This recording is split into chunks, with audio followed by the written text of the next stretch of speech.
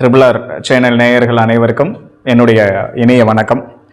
இந்த காணொளியில் நாம் பார்க்க போகிற ஒரு சிறுகதை எழுத்தாளர் அழகிய பெரியவன் அவர்கள் எழுதிய 8ஆம் வகுப்பு ஆ பிரிவில் ஒரு தமிழாசிரியர் அப்படிங்கிற ஒரு சிறுகதை தான். கரும்பலகை கதைகள் அப்படிங்கிற ஒரு தொகுப்புலேருந்து இந்த கதையை நாம் எடுத்திருக்கோம். நிச்சயமாக இந்த கதையை ஆசிரியர்கள் எல்லாரும் ஒரு முறை இந்த காணொளியில் முழுசாக கேளுங்க. இல்லைன்னா உங்களுக்கு வாய்ப்பு கிடைச்சிதுன்னா நிச்சயமாக ஒரு தடவையாவது அதை முழுசாக படித்து பாருங்கள். ஏன்னா இந்த ஒரு சிறுகதைக்குள்ள அவ்வளவு விஷயங்களை உள்ளடக்கி இருக்கிறாரு எழுத்தாளர் அழகிய பெரியவன். கதைக்குள்ளே போகலாம் வாங்க.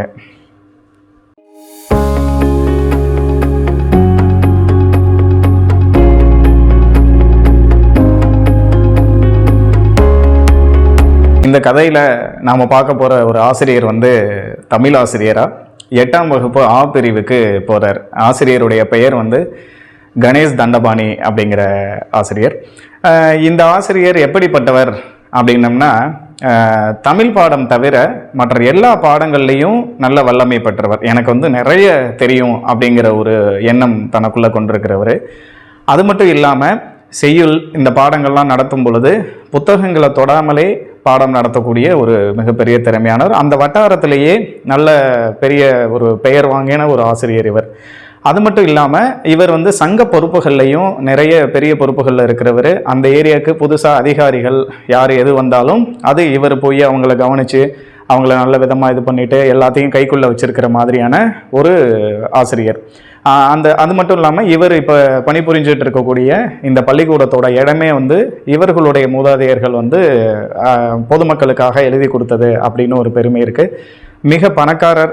அந்த ஏரியாவிலேயே எந்த ஊரில் என்ன பிரச்சனை என்ன பஞ்சாயத்து வந்தாலும் அது எல்லாமே இவங்க வீட்டில் தீர்ப்பாங்க அப்படிங்கிற மாதிரியான இருக்கக்கூடிய ஒரு ஆசிரியர். அவர் தான் இந்த கணேஷ் தண்டபாணிங்கிற ஆசிரியர். இவருக்கு என்ன ஒரு எண்ணம் இருக்குது அப்படின்னா, நமக்கு எல்லாமே தெரியும், நமக்கு தெரியாத விஷயமே கிடையாது, இங்கே என்ன நம்மளை மீறி என்ன நடக்க போகுது அப்படிங்கிற மாதிரி இருக்கிறவர். இன்னொன்று, இவருடைய முகம் இயல்பாகவே சிரிப்புக்கும் இவரோட முகத்துக்கும் சம்மந்தம் இல்லாத இருக்கும். ஏன்னா இவர் சிரித்து யாருமே பார்த்ததில்லை. எப்பவுமே உருன்னு இருக்கிற மாதிரி நம்ம சொல்லுவோம் இல்லையா, அந்த மாதிரியான ஒரு ஆசிரியர் இவர். இவர் என்ன பண்ணுறாரு அப்படின்னா, அந்த கதை எப்படி துவங்குது, எதிரெதிராக ஒரு மூணு வகுப்பறை இருக்கக்கூடிய ஒரு பள்ளிக்கூடம். அது 8ஆம் வகுப்பு ஆ பிரிவில் முதல் பாட வேலை கணக்கு நடக்குது. அந்த கணக்கு நடக்கும்போது இந்த மாணவர்கள்லாம் எப்போயா நீங்கள் வெளியே போவீங்க அப்படிங்கிற மாதிரி அந்த கணக்கு ஆசிரியர் வகுப்பை கவனிச்சுக்கிட்டு இருக்காங்க. அந்த பீரியட் பெல்லு முடியுது. அடித்த உடனே என்ன பண்ணுறாங்கன்னா, சண்டை போட்டி போட்டுட்டு நாங்கள் போய் தான் தமிழ் ஆசிரியரை கூப்பிட்டு வருவோம் அப்படின்னு சொல்லிட்டு அதில் 2 பேர், அவங்க தான் இந்த கதையில் ரொம்ப முக்கியமான ஆட்கள். கதிரேசன், சம்பங்கி அப்படிங்கிற ஒரு 2 பேர். இந்த கதை ஃபுல்லாகவே இவங்க இந்த ஆசிரியரோடவே ட்ராவல் பண்ணுவாங்க. இந்த 2 பேரும் எப்படிப்பட்டவங்க அப்படின்னா, அந்த ஸ்கூலில் நடக்கிற எல்லா நிகழ்வுகள்லையும் இவங்க இருப்பாங்க அப்படிங்கிற மாதிரி. ஸ்கூல் பெல் அடிக்கிறது, இந்த ஆசிரியருக்கு பேகெல்லாம் தூக்கிட்டு போகிறது, அவர் கூடவே எந்த விஷயங்கள்லையும் கலந்துக்கிறது அப்படிங்கிற மாதிரி. எல்லா ஸ்கூல்லையும் அப்படி நம்ம பார்த்துருப்போம்ல, மாணவர்கள் எக்ஸ்ட்ரா கரிக்குலர் ஆக்டிவிட்டியில் நிறைய ஈடுபாட்டோடு இருப்பாங்க. அந்த மாதிரி மாணவர்கள் இவங்க 2 பேரும். நேராக பெல் அடித்த உடனேயே தலைமை ஆசிரியர் அறைக்கிட்ட வேகமாக ஓடுறாங்க. மற்றவங்களாம் என்னாச்சுன்னு பார்க்குறாங்க. இவங்க வேகமாக போய் மூச்சு வாங்க நின்று பார்க்குறாங்க. அங்கே நம்ம கணேஷ் தண்டபாணி தமிழாசிரியர் ஃபோனை வச்சுட்டு அப்போ தான் கீழே பார்க்குறாரு. இவங்க ஓடி வந்ததை பார்த்தோன்னே டக்குன்னு இவருக்கே பயம் வந்துடுது. என்ன அப்படின்னு சொல்லி, ஏன்டா இவ்வளோ வேகமாக ஓடி வர்றீங்க அப்படின்னு கேட்கும்போது, ஐயா அடுத்து உங்கள் கிளாஸுங்க ஐயா, அதுக்காக தான் கூப்பிட வந்தோம் அப்படின்னு சொல்கிறாங்க. யாராவது ஒருத்தர் வர வேண்டியதாண்டா, ஏன்டா இவ்வளோ வேகமாக வர்றீங்க அப்படின்னு சொல்லிட்டு இது பண்ணுறாரு. எந்திரிச்சு சோம்பல் முறிச்சிட்டு பேக் எடுத்துக்கிட்டு வகுப்புக்கு வராரு. வகுப்பில் உள்ளே நுழையும் பொழுது மாணவர்கள் எல்லாரும் மொழி வாழ்த்து பாட்டை பாடி அப்புறம் வணக்கம் ஐயா அப்படின்னு சொல்லிட்டு எல்லாரும் ஒரு சேர இவருக்கு சொல்கிறாங்க. ஐயா நேராக வந்தவுடனே அந்த வகுப்போட பெஞ்சில் முன்னாடி சாஞ்சு நின்றுக்கிட்டு இருக்கிறாரு. நின்றுக்கிட்டு தமிழாசிரியர் கேட்குறாரு, இன்றைக்கி என்னடா லெசனு அப்படின்னு சொல்லி கேட்குறாரு. சட்டமேதை அம்பேத்கர் ஐயா அப்படின்னு சொல்லிட்டு எல்லாரும் ஒரே சவுண்டாக கோரஸாக சொல்கிறாங்க. சரி ஓகே அப்படின்னு சொல்லிட்டு புக்கை எடுத்து அந்த பாடத்தை ஒரு தடவை வாசித்து பார்க்குறாரு. அதை வாசிக்கும்போது இவருடைய முகம் நிறைய மாறுதல் முகத்தில் இருக்குது. வாசித்து பார்த்துட்டு அந்த புக்கை வச்சுட்டாரு. சரி ஓகே, இந்த பாடத்தோட தலைப்பை யாராவது ஒருத்தர் போர்டில் எழுதுங்க அப்படின்னு சொல்லி கேட்குறாரு. ஸ்டூடெண்ட்ஸ் எல்லாரும் கத்துறாங்க, ஐயா நீங்கள் தான் எப்போவுமே உங்கள் கையெழுத்தை தான் ஸ்டைலாக அழகாக எழுதுவீங்க, நீங்களே எழுதுங்க அப்படின்றாரு. அப்படின்னு சொல்கிறாங்க ஸ்டூடெண்ட்ஸு. இவர் என்ன சொல்கிறாருன்னா, இல்லை நீ அப்படி வரியா, அப்படிலாம் கிடையாது, நீங்கள் தான் இன்றைக்கி எழுதணும், அப்போ தான் எழுத்தெல்லாம் உங்களுக்கு தெரியுதா என்னன்னு எனக்கு தெரிய வரும் அப்படின்னு சொன்னோன்னே ஒரு பொண்ணு எழுந்திரிச்சு வந்து போர்டில் எழுதுறா. எழுதும்போதே தப்புலாம் வருது. அந்த தப்பெல்லாம் பிழையெல்லாம் நீக்கிட்டு எழுதி முடிச்சிடுறாங்க. இப்போ மறுபடியும் என்ன சொல்கிறார் அப்படின்னா நம்ம தமிழாசிரியர் வந்து, சரி ஒன்று பண்ணலாம், இன்னைக்கு பாடத்தை நான் நடத்தலை, நீங்களே உங்கள் புக்கை எடுத்துக்கிட்டு எல்லாரும் படிங்க, படித்து முடித்ததுக்கப்புறம் உங்களுக்கு என்ன தோணுதோ அதெல்லாம் என்கிட்ட நீங்கள் கேளுங்க, நான் சொல்கிறேன் அப்படின்னு சொல்லிட்டு சொல்லிடுறாரு. எல்லாரும் ஜேன்னு கத்துறாங்க, சார் அப்படின்னு சொல்லிட்டு. இல்லை நீங்களே நடத்துங்க அப்படின்னா, இல்லைப்பா நான் சொல்கிற கேளுன்னு சொல்லி இவர் எல்லாத்தையும் அமைதிப்படுத்திடுறாரு. அவங்கள படிக்க சொல்கிறாரு. கொஞ்சம் கொஞ்சமாக அந்த மாணவர்கள் எல்லாரும் படிக்கிற சத்தம் வருது. கொஞ்ச நேரம் அவங்க அப்படியே படிச்சுக்கிட்டே இருக்கிறாங்க. படித்து முடிக்கிறதுக்கப்புறம் ஐயா என்ன பண்ணுறாரு, போதும் போதும் நிறுத்துங்க, இப்போ உங்களுக்கு இதில் என்னென்ன கேள்விகள் தோணுதோ கேளுங்க அப்படின்னு சொல்லி கேட்குறாரு. அப்போ நம்ம கதிரேசன் தான் முதலாக என்ன கேட்குறான் அப்படின்னா, ஐயா சட்ட மேதைனா யார்யா அப்படின்னு சொல்லி கேட்குறான். சட்ட மேதைனா சட்டத்தில் நிறைய தெரிஞ்சவர் அப்படின்னு சொல்லிட்டு நம்ம ஆசிரியர் பதில் சொல்கிறாரு. அப்புறம் மறுபடியும் அவன் கேட்குறான், எங்கள் ஊரில் ஒரு வக்கீல் இருக்கிறாரு, அவர் வந்து அப்போ சட்ட மேதையா அப்படின்னு சொல்லிட்டு கேட்குறான். இல்லை வக்கீல் வேற, சட்ட மேதை வேற அப்படின்னு சொல்லிடுறாரு. அதுக்கப்புறம் ஒரு பொண்ணு எழுந்திரிச்சு கேள்வி கேட்குறாங்க. ஐயா அம்பேத்கர் வந்து சட்டத்தை உருவாக்குனவர் அப்படின்னு சொல்கிறோம், அவர் வந்து 1956 இறந்துட்டார். ஆனால் 1990 தான் அவருக்கு வந்து நம்ம பாரத ரத்னா விருது கொடுக்குறாங்க. ஏன் 34 வருஷமாக அவருக்கு கொடுக்காம வச்சுருந்தாங்க, ஏன் இவ்வளோ லேட்டு அப்படின்னு சொல்லி அந்த பொண்ணு கேட்குறா. இவர் வந்து என்ன சொல்கிறாரு, ஏமா ஆனந்த மகளாது அவளுக்கு இவ்வளோ அறிவா அப்படின்னு சொல்லிட்டு. இதில் முக்கியமான விஷயம் என்னென்னா, இந்த தமிழாசிரியர் வந்து அந்த ஏரியாவில் இருக்க எல்லா மாணவர்களுடைய அப்பாவோட பேரை வச்சு தான் இவர் கூப்பிடுவார்.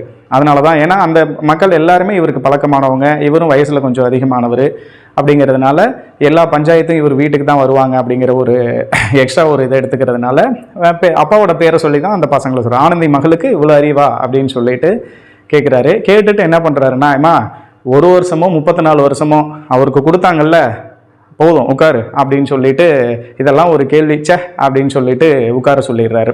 இப்போ இதுக்கப்புறம் அடுக்கடுக்காக கேள்வி வருது. ஐயா தந்தைனா யாரையா அப்படின்னு, சட்டத்தை வந்து இவர் தான் எழுதினாருன்னு சொல்கிறோம் தந்தைனா, அடுத்தது ஜாதினா என்னையா, தீண்டாமைனா என்னையா அப்படின்னு சொல்லிட்டு வரிசையாக கேள்வி நிறைய கேட்க ஆரம்பிக்கிறாங்க. இவரால் இது பண்ண முடியல, என்னடா இப்படி கேள்வி நிறைய கேட்குறாங்க, இதெல்லாம் வந்து இவ்வளோ விவரமாக இருக்கிறாங்களே 8வது படிக்கும் போதே அப்படின்னு சொல்லிட்டு கேட்கும்போது இவர் என்ன சொல்லிட்டார் அப்படின்னா, போதும் போதும் போதும் விடு நிறுத்து, கேட்க சொன்னால் சும்மா இஷ்டத்துக்கு கேள்வி கேட்டுக்கிட்டே இருப்பீங்களா, இப்போ பாரு அப்படின்னு சொல்லிட்டு இவரோட ஈகோவை டச் பண்ணிட்டாங்க. இவருக்கு கோவம் வந்துருச்சு. என்ன பண்ணுறாருன்னா, நேராக வந்து சரி எல்லாம் புக்கை மூடி வச்சுட்டு படித்தது போதும், இப்போ நான் போன பாடம் நடத்தும்போது ஒரு கேள்வி பதில் எழுத சொல்லியிருந்தேன்ல, அதை எடு எல்லாம் எடு அப்படின்னு சொல்லிட்டு, டேய் சுப்பிரமணியனே போயிட்டு ஒரு குச்சி எடுத்துகிட்டு வந்து இங்கே டேபிளில் வைடா அப்படின்னு சொல்லுறாரு. இப்போ யோசிச்சு பாருங்கள் அந்த வகுப்பு எப்படி இருக்கும். ஐயோ இவர் கேள்வி கேட்க சொன்னார், இப்போ எழுதுனதை எடுத்து காட்டலன்னா அடி விழுமேன்னு சொல்லிட்டு எல்லாம் அமைதியாயிடுறாங்க. இப்படி நடந்துட்டு இருக்கு. இந்த வகுப்பு முடிஞ்சு இப்போ போகும்பொழுது என்ன ஆகுது அப்படின்னா, வந்து ஒரு அந்த கதிரேசன் வந்து ஐயாவோட பேக் எடுத்துகிட்டு போகிறான். இவர் முன்னாடி நடந்து போயிட்டு இருக்கார். அப்போ அந்த கதிரேசன் வந்து கேட்குறான் ஐயா கிட்ட, ஐயா நீங்கள் வந்து நம்ம லைப்ரரியில் அம்பேத்கர் பற்றின ஒரு புக் இருக்குது, அதை நீங்கள் படிச்சிருக்கீங்களா அப்படின்னு சொல்லி இந்த பையன் கேட்குறான். இவருக்கு வந்து ரொம்ப இதாக இருக்குது. 8வது வரும்போதே பாருங்கள் எவ்வளோ விவரமாக இருக்கானுங்க பசங்கள்லாம், நம்மளை வந்து படிச்சிருக்கியான்னு கேட்டானே அப்படின்னு சொல்லிட்டு இவருக்கு படிக்கலை, ஏன்னா இந்த புத்தகத்தை இவர் படித்ததில்லை. அப்போ என்ன பண்ணுறாரு, அந்த பேகை இவரோட பேகை வாங்கிக்கிட்டு நீ இப்போ இது பண்ணது போதும், நீ கிளாஸுக்கு போ அப்படின்னு சொல்லிட்டு அவனை வகுப்புக்கு விரட்டி விட்டுறாரு.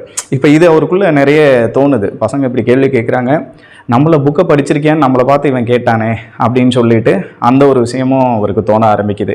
இப்படி போய்கிட்டு இருந்ததில் அந்த வாரத்தோட இறுதியில் ஒரு நாள் என்ன நடக்குது அப்படின்னா, வட்டார அளவில் ஒரு பயிற்சி கூட்டம், ஆசிரியர்களுக்கான பயிற்சி நடக்குது.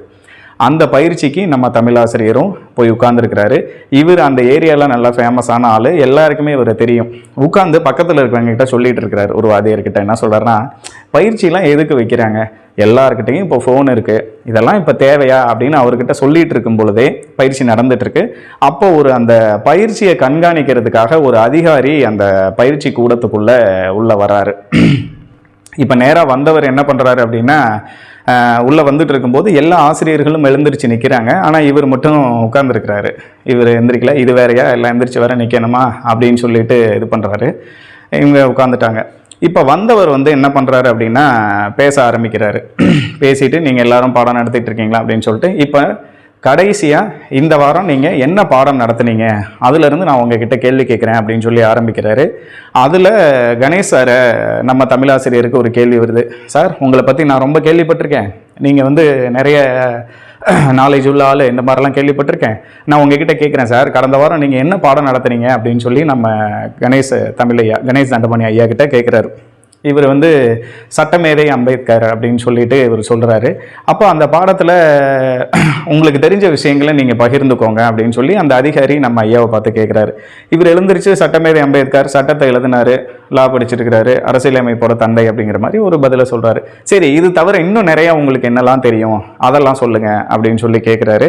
அப்போ இவருக்கு இதை தாண்டி என்ன சொல்கிறது அப்படின்னு இவருக்கு தெரியல. ஏன்னா இவர் ப்ரிப்பேர் பண்ணிக்கல, அவரை பற்றி அதிகமாக தெரிஞ்சுக்கணும்னு நம்ம ஐயா வந்து விரும்பிக்கல. அதனால் அப்படியே நிற்கிறாரு.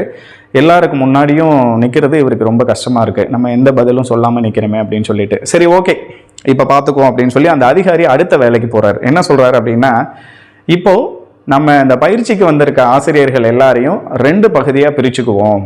ஒரு பகுதி வந்து அம்பேத்கர் பற்றின கேள்விகளும், இன்னொரு பகுதி ஆசிரியர்களுக்கு வந்து மற்ற தலைவர்களை பற்றின கேள்வியும் நான் கேட்குறேன். யாருக்கு நிறைய பதில்கள் வருதுன்னு பார்ப்போம். ஒரு 10 கேள்வி ரேபிட் கொஸ்டின்ஸாக நான் கேட்குறேன் அப்படின்னு சொல்லிட்டு ஆசிரியர்களை 2 பகுதியாக பிரிச்சுக்கிறாரு. ஒரு பகுதி அம்பேத்கரை பற்றின கேள்விகள், இன்னொரு பகுதி மற்ற காந்தி, நேரு இப்படியான தலைவர்கள் பற்றின கேள்விகள் கேட்குறேன் அப்படின்னு சொல்லிட்டு வேக வேகமாக கேட்க ஆரம்பிக்கிறாரு. நேருவோட அப்பா பேர் என்ன அப்படின்னு சொல்லிட்டு மோதிலால் நேரு அப்படின்னு சொல்லிட்டு இந்த பக்கம் இருந்தவங்க பதில் சொல்லிடுறாங்க. அம்பேத்கரோட அப்பா பேர் என்ன அப்படின்னா தெரியல. நேரு எழுதின புத்தகம் என்னன்னு கேட்குறாங்க, பதில் சொல்லிடுறாங்க. இந்த பக்கம் அம்பேத்கர் எழுதின புத்தகம் கேட்கும்போது அம்பேத்கர் புத்தகம்லாம் எழுதியிருக்காரா, அவர் சட்டம் தானே எழுதியிருக்கிறாரு அப்படிங்கிறாங்க, தெரியல. காந்தியோட மனைவியோட பேர் என்ன அப்படின்னு சொல்லிட்டு கேட்குறாங்க, எல்லாருக்கும் தெரியுது. இந்த பக்கம் அம்பேத்கரோட மனைவியோட பேர் என்ன அப்படின்னு சொல்லி கேட்கும்போது தெரியல. காந்தியோட ஆசிரமத்தோட பேர் என்னது அப்படின்னு கேட்குறாங்க, சபர்மதி ஆசிரமம், தெரியுது. இந்த பக்கம் அம்பேத்கர் ஆசிரமம் கட்டியிருக்காரா, அவரோட வீட்டோட பேர் என்ன அப்படின்னு கேட்குறாரு, யாருக்கும் தெரியல அவர் எங்கே இது பண்ணியிருக்கிறாருன்னு. இப்படி 10 கேள்விகள் கேட்கும் பொழுது அதில் பெரும்பாலான கேள்விகளுக்கு இந்த மற்ற தலைவர்கள், அம்பேத்கரை தவிர்த்து மற்ற எல்லா தலைவர்களோட பற்றின கேள்விக்கும் பதில் கிடைக்குது. ஆனால் அம்பேத்கரை பற்றின கேள்விகளுக்கு, பெரும்பான்மை கேள்விகளுக்கு பதில் இல்லை. இப்போ இவர் இந்த அதிகாரி பேச ஆரம்பிக்கிறாரு. பார்த்தீங்களா, இதுதான் நாம் வந்து நம்மளை வந்து ரொம்ப எதை படிக்கணும் அப்படிங்கிறத வந்து நாமளே முடிவு பண்ணி வச்சுக்கிறோம், சில விஷயங்களை வேணும்னே தெரிஞ்சுக்காமல் இருக்கிறோம் அப்படின்னு சொல்லிட்டு, இப்போ நீங்கள் இனிமேல் எந்த பாடம் படித்தாலும் அந்த பாடத்தை நாளைக்கு நடத்த போகிறோம் அப்படின்னா இன்றைக்கி ஒரு அரை மணி நேரம் முதல்ல அந்த பாடத்தை நல்ல முழு மனசோட படிங்க. அந்த அரை மணி நேரம், அதுக்கப்புறம் 1 மணி நேரம் ஆகும், அப்புறம் 1.5 மணி நேரம் ஆகும். இப்படியே நாம் படிக்கும்போது அது ஒரு சிறப்பான கற்றலையும், மாணவர்களுக்கு நிறைய விஷயங்களை நம்ம சொல்லித்தரவும் நமக்கு உதவும். அதனால் இந்த மாதிரி தான் அறிஞர்கள் என்ன பண்ணியிருக்காங்க அப்படிங்கிறது, நீங்கள் எதை அதிகமாக தெரிஞ்சு வச்சுருக்கீங்களோ அதுதான் நீங்கள். இந்த மாதிரி மனத்தடை உங்களுக்கு நீங்களே போட்டுக்கிட்டு யாரை பற்றி அதிகமாக தெரிஞ்சு வச்சுருக்கணும்னு நீங்களே நினச்சிக்காதீங்க அப்படின்னு சொல்லிடுறாரு. இவருக்கு ரொம்ப ஒரு மாதிரி ஆகிப்போச்சு, எல்லாருக்கு முன்னாடியும் ஒரு அவமானம்னு வச்சுக்கோங்களேன். ஏன்னா இவர் பயங்கர கெத்தாக இருக்கக்கூடிய ஒரு ஆசிரியர். ஆனால் இந்த இடத்துல உங்களுக்கு அதை பற்றின ஒரு பாடம் நடத்தியிருக்கோம், அந்த பாடத்திலிருந்து நம்ம அவரை பற்றி கேட்குற கேள்விகளுக்கு நமக்கு பதில் தெரியலையே அப்படின்னு சொல்லிட்டு இவருக்குள்ள ஒரு இதாகிடுது. இப்போ அந்த பயிற்சி முடியுது. அந்த பயிற்சி முடிஞ்ச உடனே வெளியே வர்றவருக்கு நிறைய மாற்றம், மனசுக்குள்ளே நிறைய கேள்விகள். இந்த பையன் இப்படி புக்கு படிச்சியான்னு கேட்டான், இந்த அதிகாரி நம்மளை இப்படி சொல்லியிருக்கிறாரு, மனத்தடை போட்டிருக்கோன்னு வேற சொல்லியிருக்காரு அப்படின்னு சொல்லிட்டு என்ன பண்ணுறாருன்னா, அந்த பயிற்சி முடிஞ்ச வாக்கில் நேராக வந்து தன்னுடைய சேரி பகுதியில் இருக்கக்கூடிய நண்பன் ஒருத்தர் இருக்கார், சிவராஜ் அப்படிங்கிற ஒரு நண்பரோட வீட்டுக்கு நேராக போகிறாரு. அந்த நண்பர்கிட்ட போகும்போது அந்த நண்பர் இவரை பார்த்து கேட்குறாரு, என்னடா இப்போ உலகம் தலைகீழாக புரண்டுருச்சா அப்படிங்கிறாரு. ஏன் அப்படி சொல்கிற அப்படின்னா, இல்லை நீ பேரம்பேத்தி எடுத்துட்ட, இவ்வளோ நாளாக எங்கள் பகுதிக்கு நீ வந்ததே இல்லை அப்படின்னு சொல்லிட்டு கேட்குறாரு. ஆனால் இவர் சின்ன வயசில் அந்த பகுதியை பார்த்துருக்கிறாரு, எல்லாமே குடிசைகளாக இருந்திருக்கு.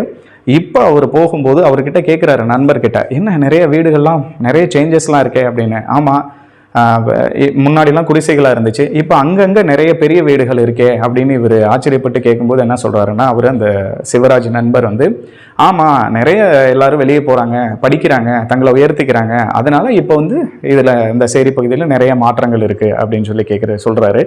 இவர் தண்ணியை வாங்கி குடிச்சிட்டு, சரி எனக்கு அம்பேத்கர் பற்றின புத்தகம் ஏதாவது உங்ககிட்ட இருந்ததுன்னா எனக்கு கொடு அப்படின்னு சொல்லி கேட்குறாரு. இவர் எதுக்கு உனக்கு அப்படின்னு அவருடைய நண்பர் கேட்கும்போது, இல்லை ஒரு ப்ரிப்பரேஷனுக்காக தான், ஒரு நோட்ஸ் ஒன்று எடுக்கணும் அப்படிங்கிறதுக்காக அப்படின்னு சொல்லிட்டு அந்த புத்தகத்தை வாங்கிட்டு அங்கேருந்து வந்துடுறாரு. இப்போ அந்த நண்பர்கிட்ட ஒரு ப்ரிப்பரேஷனுக்காகன்னு மட்டும் சொல்லிட்டு அந்த புத்தகத்தை வாங்கிட்டு வந்துட்டார். உண்மையை சொல்லலை. ஏன்னா அவருக்கு முன்னாடி சொல்லணுமா அப்படின்னு ஒரு எண்ணம் கூட இருந்திருக்கலாம். இந்த சிவராஜ் அப்படிங்கிற நண்பரோட பெற்றோர்கள், சிவராஜ் எல்லாருமே வந்து இவங்களோட நம்ம தமிழாசிரியரோட தோட்டத்தில் நிலத்தில் வேலை செய்கிறவங்க தான். அவங்களோட குடும்பம் தான் அது. ஆனால் இவருக்கும் அவருக்கும் ஒரே சேமேஜ் நண்பர்கள் அப்படிங்கிற மாதிரி இந்த கதையில் குறிப்பிடப்பட்டிருக்கும். இப்போ புத்தகத்தை வாங்கிட்டு வந்த பின்னாடி நம்ம தமிழையா மதியம் லஞ்சு சாப்பிட்றாரு. நம்ம லஞ்சு சாப்பிட்டுட்டு எப்போவுமே இவருக்கு என்ன ஒரு இது இருக்குன்னா, ஹெட்ஃபோனை மாட்டிக்கிட்டு கொஞ்சம் தூரம் நடந்து போகிற ஒரு பழக்கம் இருக்குது. அதாவது வாக்கிங் மாதிரி போகிற பழக்கம் இருக்குது. இவர் நடந்து போகும்போது இங்கே யாரையும் பார்க்க மாட்டார், பாட்டு பாடிக்கிட்டு இருக்கோம். இப்படி மேல் நோக்கி ஒரு பார்வையிலே போயிட்டு இருப்பார். கூட அந்த கதிரேசன் வந்து என்ன பண்ணுறான் அப்படின்னா, ஒரு ஐயாவோட பேக்கை வச்சுக்கிட்டு கூடவே நடந்து போயிட்டு இருக்கான். இப்போ நேராக போகிறவர் என்ன பண்ணுறாருன்னா, ஒரு இடத்துல கால் தடுக்கிடுது. இப்போ அதை தடுக்கும்போது என்ன ஆகுது அப்படின்னா, இந்த கதிரேசன் என்ன சொல்கிறான், ஹெட்ஃபோனை கழட்டுறாரு. கதிரேசன் சொல்கிறான், ஐயா கொஞ்சம் கீழேயும் பார்த்து நடங்க அப்படின்ற ஒரு வார்த்தையை சொல்லிடுறான். இது சாதாரண வார்த்தை தான் இதுக்கு முன்னாடி நாம் பயன்படுத்தும் பொழுது. ஆனால் இன்னைக்கு கொஞ்சம் கீழே பார்த்து நடங்க அப்படின்னு சொல்லும்போது இவருக்கு ஏதோ உள்ள வருது, இந்த பையன் ஏன் கீழே பார்த்து நடங்கன்னு நம்மளை சொல்கிறானே, இதில் என்ன விஷயம் இருக்கும் அப்படின்னு சொல்லிட்டு யோசிக்கிறாரு. யோசிக்கும்போது நேராக போய் அப்போ தான் என்ன பண்ணுறாரு அப்படின்னா, உட்காந்துட்டு இந்த பையனை பார்க்குறாரு. யார்? நம்ம கதிரேசனை முழுசாக பார்க்குறாரு. கவர்மெண்ட் ஸ்கூலில் இலவசமாக கொடுத்த அந்த சீருடைய அந்த பையன் அணிஞ்சிருக்கான். அதில் மேல் சட்டை வந்து இடுப்புக்கு மேலே இருக்குது. அந்த மேல் சட்டை கீழே அரை ட்ரௌசர் வந்து அதில் வந்து ஜிப்பு போயிருக்குது. அதில் அவன் வந்து என்ன பண்ணியிருக்கான்னா, ஒரு ஊக்க போட்டு வச்சுருக்கிறான். அழுக்காய் இருக்குது. இடுப்பில் சரியாக அந்த உடை நிற்கலை. இவன் இப்போ தான் அந்த பையனையே இவர் முழுசாக பார்க்குறாரு. இதுக்கு முன்னாடி அவர் கூடவே தான் எல்லா வேலைக்கும் சுற்றுறான். இந்த மாதிரி இது பண்ணதில்லை. இப்போ அந்த பையன் சொன்னதுக்கும் இதுக்கும் ஒரு இது பாருங்கள், கீழே பார்த்து நடங்க அப்படின்னு சொன்னது இவர்களுடைய கஷ்டம் எல்லாம் இப்போ தான் இவருக்கு புரியுது. நேராக போய் ஒரு கல் மேலே, பாறை மேலே உட்கார்றாரு. உட்காந்து அந்த சேரி பகுதியை பார்க்கும்போது தான் இவருக்கு நிறைய தோணுது, எவ்வளோ கூச்சல் இதெல்லாம் அங்கே இருக்குது, இவ்வளோ ஒரு பகுதி அங்கே இருக்குது.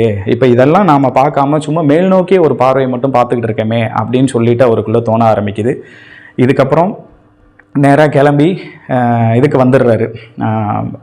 வந்துட்டு அந்த அம்பேத்கர் பற்றின புத்தகத்தை வந்து எடுத்து என்ன பண்ணுறாரு அப்படின்னா வாசிக்கிறாரு.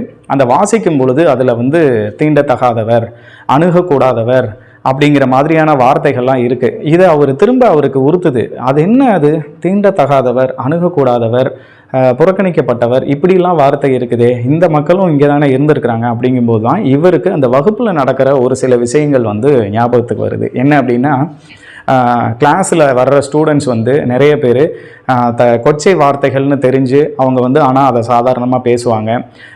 8ஆம் வகுப்போட பள்ளிக்கூடத்துக்கு வர்றதை பாதியிலேயே நிறுத்திடுவாங்க.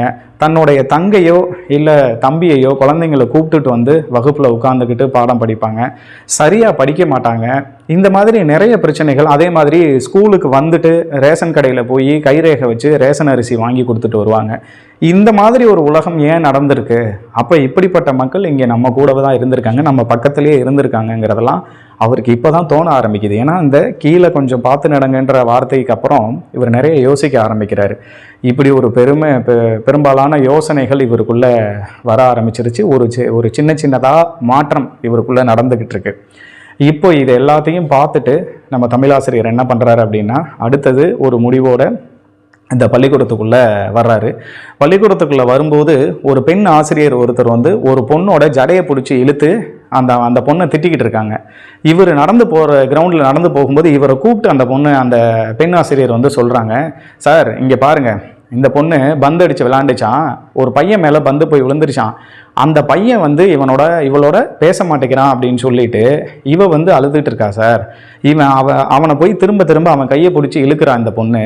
பாருங்க, யார் எதுங்க கூட ஸ்நேகம் வச்சுக்கணும்னு ஒரு இது இல்லாமல் போயிடுச்சு. அதாவது இந்த பொண்ணுங்கள்லாம் நீங்கள்லாம் வந்து இவங்களோட ஸ்நேகம் வச்சுக்க ஆசைப்படலாமா, நட்பு வச்சுக்க ஆசைப்படலாமா அப்படிங்கிற மாதிரி அந்த ஆசிரியர் ஒரு பெரிய என்ன சொல்கிறது, தாழ்த்தப்பட்ட அந்த தீண்டாமை மாதிரியான ஒரு வார்த்தைகளை சொல்கிறாங்க.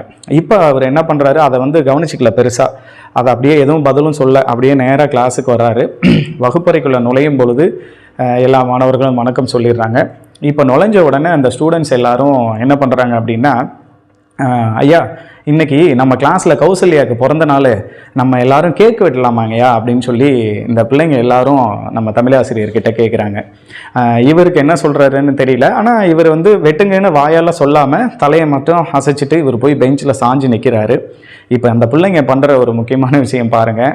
ஒரு ஸ்கூலில் லஞ்சு சாப்பிட்றதுக்காக, சத்துணவு சாப்பிட்றதுக்காக கொண்டு வந்த அந்த தட்டை எடுத்துகிட்டு வந்து ஐயாவோட டேபிளில் வச்சு ஒரு பன்னு கொண்டு வந்து வைக்கிறாங்க. கேக்கு வெட்டலாமா அப்படின்னு கேட்ட குழந்தைங்க பன்னை கொண்டு வந்து டேபிள் மேலே வைக்கும் பொழுது இவருக்கு என்னம்மா இது அப்படின்னு கேட்குறாரு. இதானியா கேக்கு அப்படின்னு சொல்லிட்டு அந்த பிள்ளைங்க சிரிக்குது. அந்த பிள்ளைங்களோட முகத்தில் எந்த பாசாங்கும் இல்லை அப்படிங்கிற மாதிரி ஒரு சூப்பரான வர்ணனை அது. எந்த பாசாங்கல்ல மகிழ்ச்சியாக சிரித்து பேசிக்கிட்டு நம்ம யோசிச்சு பாருங்கள். இன்றைக்கி நம்ம கேக்கு வெட்டுறோம், பிரம்மாண்டமாக பிறந்த நாட்கள்லாம் கொண்டாடுறோம். ஆனால் ஒரு பன்னை கொண்டு வந்து வச்சுட்டு இதுதான் ஏன் கேக்குன்னு சொல்லி சிரிச்சுக்கிட்டே அந்த பிள்ளைங்க எல்லாரும் ரெடி பண்ணுறாங்க, தயார் பண்ணுறாங்க. அந்த தட்டில் வச்சுட்டு மேலே ஒரு 4 தீக்குச்சியை கொண்டு வந்து வச்சு ஒரு பொண்ணு வைக்கிறா. வச்சுட்டு அதுக்கப்புறம் என்ன பண்ணுறாங்கன்னா ஒரு பப்பாளி பழத்தை சின்ன சின்ன துண்டுகளாக வெட்டி அதையும் பக்கத்தில் வச்சுக்கிறாங்க. இப்போ அந்த தீக்குச்சியெல்லாம் பொருத்தி அது கருகிடுது. ஊதி அணைச்சிட்டு அந்த கேக்கை சின்ன சின்ன துண்டாக, அந்த பண்ணை சின்ன சின்ன துண்டாக வெட்டி அதில் ஒரு பப்பாளி துண்டை வச்சு அந்த கௌசல்யா வந்து இன்னொரு அதோட தோழிக்கு வந்து கேக்கை ஊட்டுறா. இப்போ என்ன ஆகுது அப்படின்னா இவரும் பார்த்துட்டு இருக்காரு. ஒரு பொண்ணு அதில் கூட்டத்தில் சொல்கிறாங்க, நம்ம ஐயாவுக்கு சாறு கூட்டுடி அப்படின்னு சொல்கிறாங்க. இப்போ அந்த பொண்ணு என்ன பண்ணுறா, அந்த சின்ன பன்னு துண்டையும் அந்த பப்பாளி துண்டையும் ஒன்றா சேர்த்து ஐயாவுக்கு ஊட்டுறாங்க. நம்ம தமிழாசிரியர் முறையாக அந்த கேக்கை சாப்பிட்றாரு, அந்த பண்ணை சாப்பிட்றாரு. இப்போ இந்த குழந்தைங்க எல்லாருக்கும் அவ்வளவு மகிழ்ச்சி, சொல்ல முடியாத ஒரு ஆனந்தம் அவங்க எல்லாருக்கும். எப்படின்னா நம்ம ஊட்டின கேக்கை ஒரு ஆசிரியர் சாப்பிட்டுருக்கிறாரே, இது வரைக்கும் அவர் இப்படி நடந்துக்கிட்டதில்லை, இப்போ சாப்பிட்றாரே அப்படின்னு சொல்லிட்டு ரொம்ப சந்தோஷம் அவருக்கு. என்ன பண்ணுறாரு அப்படின்னா அந்த கேக்கை சாப்பிட்டுட்டு எல்லாரும் நினைக்கிறாங்க. எல்லாரும் போய் உட்கார்ந்த பின்னாடி சரி ஓகே மாணவர்களே, அந்த குழந்தைங்களுக்கு ரொம்ப சந்தோஷம், ஐயா இப்படி நடந்துக்கிறவர் இல்லையே, ஆனால் இப்படி இன்னைக்கு பிஹேவ் பண்ணுறாருன்னு சொல்லிட்டு. இப்போ நம்ம இந்த அம்பேத்கர் சட்டமேதை அம்பேத்கரை பற்றின பாடத்தை நம்ம பார்ப்போம். இதே மாதிரி எனக்கும் ஒரு நாள் பிறந்த நாள் வந்துச்சு. அப்போ என் நண்பன் சிவராஜ் எனக்கு கேட்கலாம், அவன் கொண்டு வந்த பழம்லாம் எனக்கு ஊட்டி விட்டான். ஆனால் அவனுக்கு நான் என்ன செஞ்சேன்னு கூட எனக்கு ஞாபகம் இல்லை. ஆனால் நம்ம இனிமேல் சரி பண்ணிக்குவோம், அப்படியே கொஞ்சம் கொஞ்சமாக நகர்ந்து நாம் மேலே வந்துட்டோம், இன்னும் கொஞ்சம் தூரம் தான், கொஞ்சம் கொஞ்சமாக நகர்வோம், எல்லாரும் சேர்ந்து நகர்ந்து ஒன்றா பயணிப்போம் அப்படின்னு சொல்லிட்டு அம்பேத்கரோட புகைப்படத்தை எடுத்து மேலே காமிச்சு அந்த பாடத்தை சிறப்பாக நடத்த ஆரம்பிக்கிறாரு. ஏன்னா அம்பேத்கருடைய பற்றின கதைகள் எல்லாத்தையும் படிச்சுட்டு வந்திருக்கிறாரு. இப்போ இந்த கதை, இந்த அம்பேத்கருடைய புகைப்படத்தை எடுத்து காமிச்சு அவர் நடத்துறதோட இந்த கதை முடிவடையுது. இப்போ இந்த அந்த கல்வி அதிகாரி சொன்னது, இந்த மாணவன் கீழே பார்த்து நடங்கன்னு சொன்னது, குறிப்பிட்ட விஷயத்தை மட்டும் நாம் தெரிஞ்சுக்கிறோன்னு சொன்னது, நிறைய விஷயங்களை நாம் தெரிஞ்சுக்காமல் இருக்கிறோம், இதை பற்றியும் தெரிஞ்சுக்கணும் அப்படின்னு சொன்னது, இது எல்லாம் சேர்ந்து ஒரு தமிழாசிரியருக்கு மிகப்பெரிய மாற்றத்தை ஏற்படுத்தியிருக்கு. அவருடைய தலைக்கணத்தை ரொம்ப குறைச்சிருக்கு. இதுக்கப்புறம் அந்த ஆசிரியர் உண்மையாகவே சிறப்பாக நடந்துக்குவார் அப்படிங்கிற ஒரு முடிவை இந்த கதை நமக்கு கொடுத்துருக்கு. இவ்வளோதான் நண்பர்களே இந்த கதை பற்றின உங்களுடைய கருத்துக்களை கமெண்ட்டில் நிச்சயமாக சொல்லுங்கள். இது மாதிரி இன்னும் நிறைய கதைகளோடு நான் உங்களை சந்திக்க இருக்கிறேன். நன்றி.